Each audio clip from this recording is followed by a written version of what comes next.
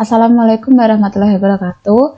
Bertemu lagi dengan saya, Mia Wahyu Permatasari, dari mahasiswa PLP Universitas Basmart Surakarta, Angkatan 2018. Nah, pada video kemarin kita sudah membahas 3 topik materi. Yang pertama yaitu pengeluaran pembiayaan, yang kedua komponen-komponen penggunaan anggaran, dan yang ketiga prosedur penggunaan anggaran. Pada video kali ini, saya akan membahas mengenai surat-surat dalam penggunaan anggaran. Yang pertama yaitu surat penyediaan dana atau SPD.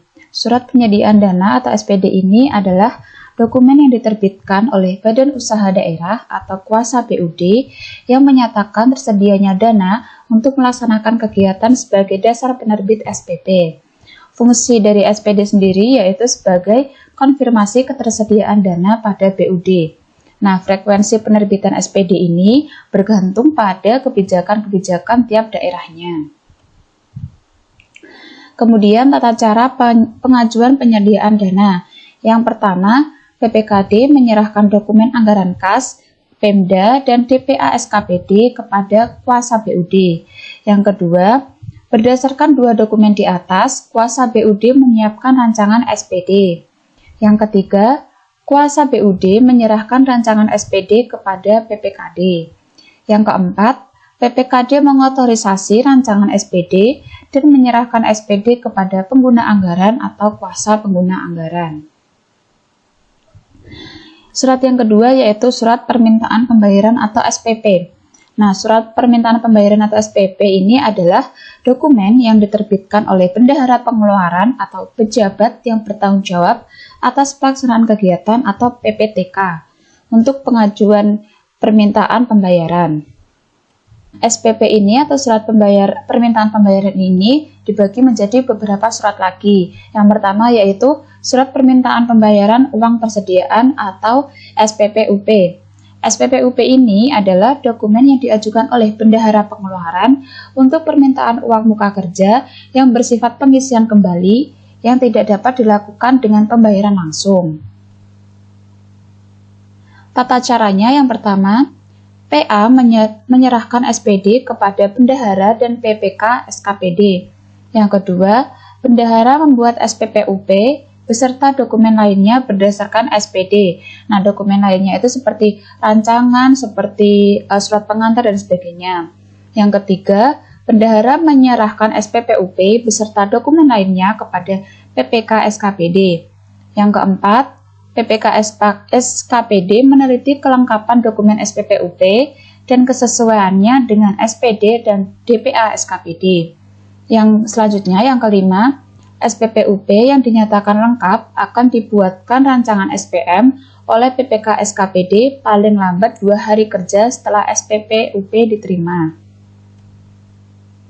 Yang keenam, PPK SKPD menyerahkan rancangan SPM kepada pengguna anggaran atau PA untuk diotorisasi. Yang ketujuh, jika SPPUP dinyatakan tidak lengkap, maka PPK SKPD akan menerbitkan surat penolakan SPM paling lambat 1 hari setelah SPPUP diterima.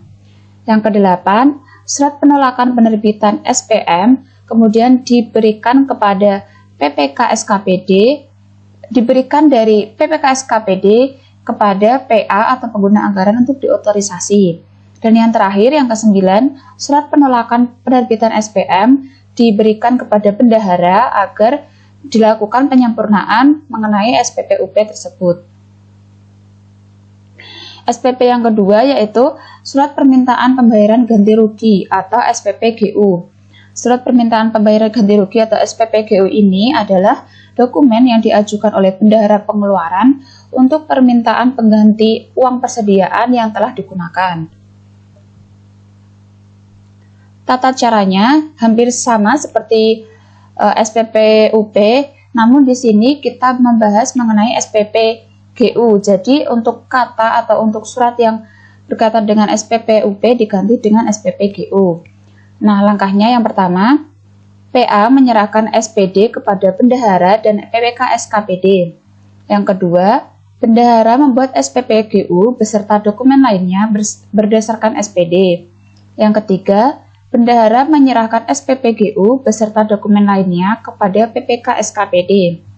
Yang keempat, PPK SKPD meneliti kelengkapan dokumen SPPGU dan kesesuaiannya dengan SPD dan DPA SKPD. Yang kelima, SPPGU yang dinyatakan lengkap akan dibuatkan rancangan SPM oleh PPK SKPD paling lambat 2 hari kerja setelah SPPGU diterima. Nah, yang selanjutnya, PPK SKPD menyerahkan rancangan SPM kepada pengguna anggaran untuk diotorisasi. Yang ketujuh, jika SPPGU dinyatakan tidak lengkap, maka PPK SKPD akan menerbitkan surat penolakan SPM paling lambat 1 hari kerja setelah SPPGU diterima. Yang kedelapan, surat penolakan penerbitan SPM kemudian diberikan PPK SKPD kepada pengguna anggaran atau PA untuk diotorisasi. Yang terakhir atau yang kesembilan, surat penolakan SPM diberikan kepada bendahara agar dilakukan penyempurnaan mengenai SPPGU tersebut. SPP yang ketiga yaitu Surat Permintaan Pembayaran Tambahan atau SPPTU. Surat Permintaan Pembayaran Tambahan atau SPPTU ini adalah dokumen yang diajukan oleh bendahara pengeluaran untuk permintaan tambahan uang persediaan guna melaksanakan kegiatan SKPD yang bersifat mendesak atau tidak dapat digunakan untuk pembayaran langsung dan uang persediaan. Tata caranya juga sama seperti SPPGU, namun di sini yang berbunyi SPPGU diganti dengan SPPTU. Yang pertama, PA menyerahkan SPD kepada bendahara dan PPK SKPD. Yang kedua, bendahara membuat SPPTU beserta dokumen lainnya berdasarkan SPD. Yang ketiga, bendahara menyerahkan SPPTU beserta dokumen lainnya kepada PPK SKPD. Yang keempat, PPK SKPD meneliti kelengkapan dokumen SPPTU dan kesesuaiannya dengan SPD dan DPA SKPD. Kemudian yang kelima, SPPTU yang dinyatakan lengkap akan dibuatkan rancangan SPM oleh PPK SKPD paling lambat 2 hari kerja setelah SPPTU diterima. Kemudian yang keenam, PPK SKPD menyerahkan rancangan SPM kepada pengguna anggaran atau PA untuk diotorisasi. Yang ketujuh, jika SPPTU dinyatakan tidak lengkap, maka PPK SKPD akan menerbitkan surat penolakan SPM paling lambat 1 hari setelah SPPTU diterima. Yang kedelapan, surat penolakan tersebut kemudian diberikan PPK SKPD kepada pengguna anggaran atau PA untuk diotorisasi. Kemudian yang terakhir, surat penolakan diberikan kepada bendahara agar melakukan penyempurnaan terhadap SPPTU yang diajukan. Nah, yang selanjutnya, surat permintaan pembayaran nihil atau SPPGU nihil. Nah, surat ini merupakan dokumen yang diajukan oleh bendahara pengeluaran sebagai pertanggungjawaban atas penggunaan uang persediaan atau penambahan uang di mana pertanggungjawaban tersebut tidak dilakukan penggantian uang. Yang selanjutnya yaitu surat permintaan pembayaran langsung atau SPPLS. SPPLS ini yaitu dokumen yang diajukan oleh bendahara pengeluaran untuk permintaan pembayaran langsung kepada pihak ketiga atas dasar perjanjian kontrak kerja atau surat perintah kerja lainnya dan pembayaran gaji PNS atau non-PNS. Tata cara untuk pengajuan surat permintaan pembayaran langsung atau SPPLS yang pertama yaitu pengguna anggaran menyerahkan SPD kepada bendahara dan PPK SKPD. Yang kedua, berdasarkan SPD, bendahara membuat SPPLS gaji beserta dokumen lainnya yang terdiri dari surat pengantar, ringkasan, perincian, dan lampiran yang terdiri atas pembayaran gaji induk, susulan, kekurangan gaji, gaji terusan, dan lain-lain. Yang ketiga, kuasa BUD menyerahkan rancangan SPD kepada PPKD. Yang keempat, PPKD mengotorisasi rancangan SPD dan menyerahkan SPD kepada pengguna anggaran atau PA atau bisa diserahkan ke kuasa pengguna anggaran atau KPA.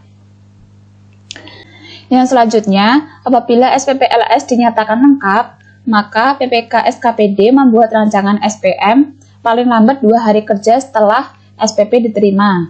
Yang selanjutnya, PPK SKPD menyerahkan SPM kepada pengguna anggaran atau PA untuk diotorisasi. Nah, jika SPP LS dinyatakan tidak lengkap, maka PPK SKPD akan menerbitkan surat penolakan SPM paling lambat 1 hari kerja sejak SPP LS diterima. Yang selanjutnya, surat penolakan penerbitan SPM ini diberikan PPK SKPD kepada pengguna anggaran untuk diotorisasi. Nah, dari pengguna anggaran ini, surat penolakan penerbitan SPM diberikan kepada bendahara agar melakukan penyempurnaan terhadap SPP LS gaji. Surat yang selanjutnya yaitu surat perintah membayar atau SPM. Nah, surat perintah membayar atau SPM ini adalah dokumen yang digunakan atau diterbitkan oleh pengguna anggaran untuk penerbitan SP2D atas bebas pengeluaran DPA SKPD. Nah, surat pembayaran ini atau SPM ini terdiri dari 3 jenis. Yang pertama, surat perintah membayar langsung atau SPM LS, yaitu dokumen yang diterbitkan oleh PPSPM untuk mencairkan dana yang bersumber dari DIPA dalam rangka pembayaran tagihan kepada penerima hak atau bendahara pengeluaran. Yang kedua, surat perintah membayar uang persediaan atau SPMUP, yaitu dokumen yang diterbitkan oleh PPSPM untuk mencairkan uang persediaan. Yang ketiga, surat perintah membayar pengganti uang persediaan atau SPMGU, yaitu dokumen yang diterbitkan oleh PPSPM dengan membebani DIPA yang dananya digunakan untuk menggantikan uang persediaan yang telah dipakai. Nah, ini merupakan pihak-pihak yang terkait dalam pengajuan SPM. Yang pertama ada PPK SKPD atau Pejabat Penata Usahaan Keuangan Satuan Kerja Perangkat Daerah. Yang kedua ada KPA, Kuasa Pengguna Anggaran. Nah, ini ada syarat dan tugas mengenai surat perintah membayar. Syarat-syarat penerbitan SPM yang pertama yaitu pengeluaran yang diminta tidak melebihi penganggaran yang telah ditentukan atau direncanakan. Yang kedua, didukung dengan kelengkapan dokumen sesuai dengan peraturan perundang-undangan. Dan yang ketiga, perhitungannya benar. Lalu untuk tugas PPK SKPD sendiri, yang pertama yaitu menguji SPP beserta kelengkapannya. Yang kedua, membuat rancangan SPM atas SPP yang telah diuji kelengkapan dan kebenarannya serta mengajukan ke kuasa PA atau KPA. Yang ketiga, menolak menerbitkan SPM bila SPP yang diajukan oleh bendahara SKPD tidak lengkap. Nah, ini tata cara pembelanjaan barang dan jasa. Yang pertama, berdasarkan SP2D yang diterima, bank mencairkan dana dan membuat nota debit. Nota debit ini kemudian diserahkan ke kuasa BUD. Yang kedua, bank membayarkan atau mentransfer uang kepada pihak ketiga. Yang selanjutnya yaitu surat perintah pencairan dana atau SP2D. Apa itu surat perintah pencairan dana atau SP2D? SP2D yaitu surat perintah yang diterbitkan oleh KPPN selaku kuasa BUN untuk pelaksanaan pengeluaran atas beban APBN kepada berdasarkan SPM. Nah, untuk tata cara pengajuan SPD-nya, yang pertama, kuasa BUD meneliti kelengkapan dokumen SPM yang diajukan oleh pengguna anggaran atau PA atau bisa jadi diajukan oleh kuasa pengguna anggaran atau KPA. Nah, jika SPM ini dinyatakan lengkap, maka kuasa BUD menerbitkan SP2D paling lama 2 hari kerja sejak diterima pengajuan SPM. Sedangkan jika dokumen SPM tidak lengkap, maka kuasa BUD menolak menerbitkan SP2D paling lama 1 hari kerja sejak pengajuan SPM diterima. Nah, itu merupakan materi yang saya sampaikan untuk hari ini. Apabila ada kesalahan kata atau ada kesalahan materi, mohon dimaafkan dan bisa berkomentar di kolom komentar. Terima kasih atas perhatian dan pengertiannya. Wassalamualaikum warahmatullahi wabarakatuh.